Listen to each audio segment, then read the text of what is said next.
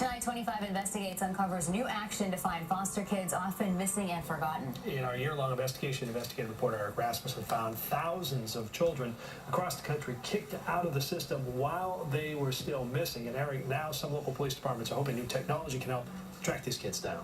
Well, Anna and Carrie, police say their best chance to find any child is during those first hours after they're reported missing. As we investigated what's happening to foster children forgotten by the system, 25 Investigates also learned about a new app that police are using to share information to solve crimes and find missing kids. To me, it's very personal. 7 years after a dive team found the body of 15-year-old Bryn Kermis in the Spigot River, Methuen Police Chief Joe Solomon hasn't forgotten about the girl who had been missing from a local group home. I vow, as long as I'm here, we're never going to say we haven't done every single thing we can do.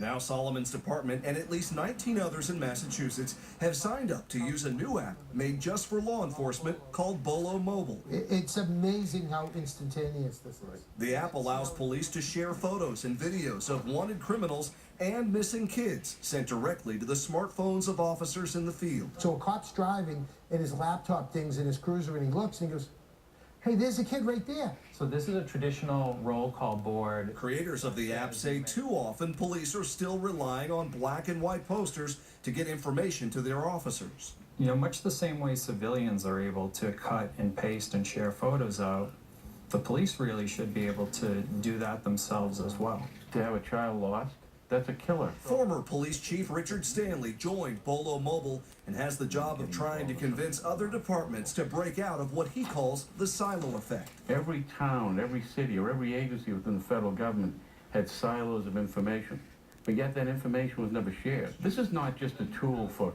solving crimes. We have an obligation to the public. An obligation to the public not lost on Chief Solomon. He says all of his officers now get specific training on how to respond to cases of kids missing from local group homes. And he says this app is a critical tool. The possibilities of this app are endless, and if it helps save one life, it's well worth it.